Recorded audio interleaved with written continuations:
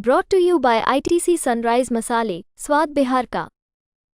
अगर विधानसभा चुनाव में तीन बड़े राज्यों में से 2 में बीजेपी जाती है हार, तो फिर क्या होगा यार? ये तो डाउन जा रहा है मामला, है ना। लोग राजनीति में स्टॉक मार्केट की तरह ये बिल्कुल परसेप्शन पे चलता है खेल सारा कि भाई अप है डाउन है। तो विधानसभा चुनाव में अगर हो गए डाउन तो जाहिर है पासवान जी के उद्गार काफ़ी और प्रमुखता से आएंगे। नीतीश कुमार जी की सुप्त आत्मा भी काफ़ी जाग जाएगी, बोलने लगेगी। कई मुद्दों पे उनके विचार भी हमें जानने को मिलेंगे। अगर बिहार हार जाते हैं, और ये मैं कह रहा हूँ संभव है, बिहार में बीजेपी की हार असंभव नहीं। अगर बीजेपी अगले साल बिहार हार जाती है, फिर वो टाटा बाय बाय शुरू हो जाएगा। वैलेडिक्टरी फंक्शन, फेयरवेल पार्टी सब शुरू हो जाएंगी तब इसके बाद। कि जनता दल यूनाइटेड भी इन दिनों एक खास तरह की चुप्पी से गुजर रही है। नीतीश कुमार का कोई बयान उस तरह से खुलकर नहीं आया।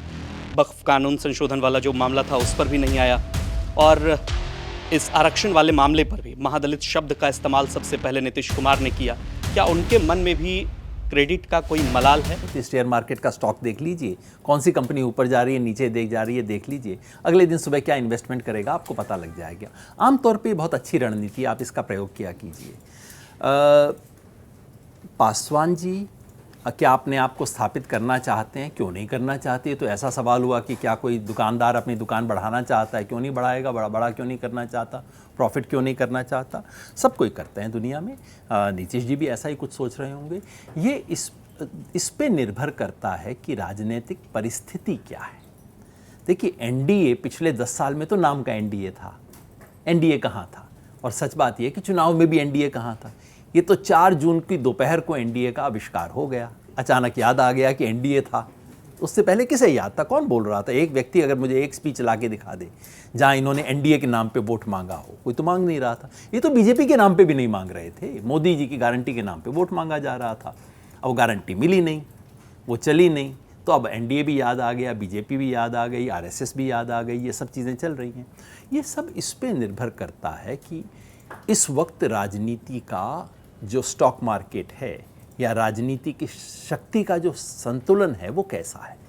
इस वक्त हम उस दौर से गुजर रहे हैं जहां लोकसभा चुनाव का असर दिखाई देता है।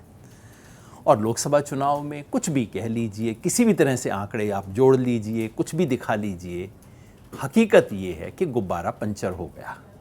अब इसको आप कुछ भी नाम दे लीजिए, गुब्बारा तो हो गया पंचर। अब ये दूसरों को भी दिख रहा है, इनके सहयोगियों को भी दिख रहा है कि गुब्बारा पंचर है।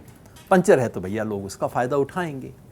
अब विधानसभा चुनाव में क्या होता है उसके आधार पर रिकैलिब्रेशन होगा कि भाई वहीं पे खड़े हैं या कि वो।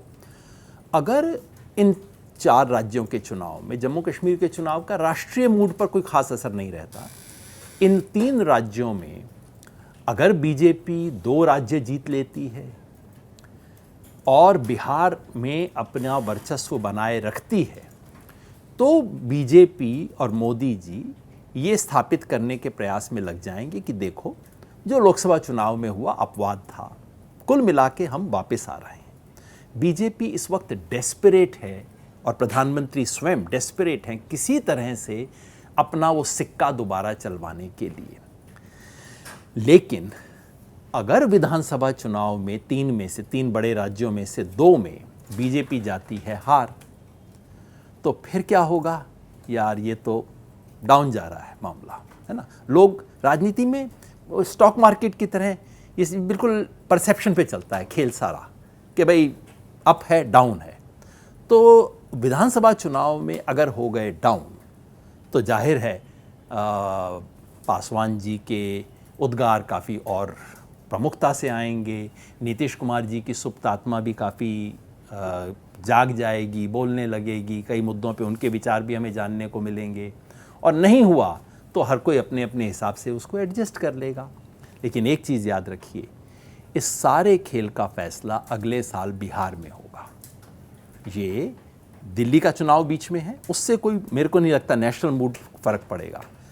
अगर किसी वजह से बीजेपी चुनाव हार जाती है अगले साल बिहार का, देखिए इस बार हरियाणा और महाराष्ट्र अगर बीजेपी हारती है तो लोग कहेंगे ये तो यार लोकसभा में हार ही गए थे, समझो ये तो रेपिटिशन है। अगर बिहार हार जाते हैं, और ये मैं कह रहा हूँ संभव है, बिहार में बीजेपी की हार असंभव नहीं है।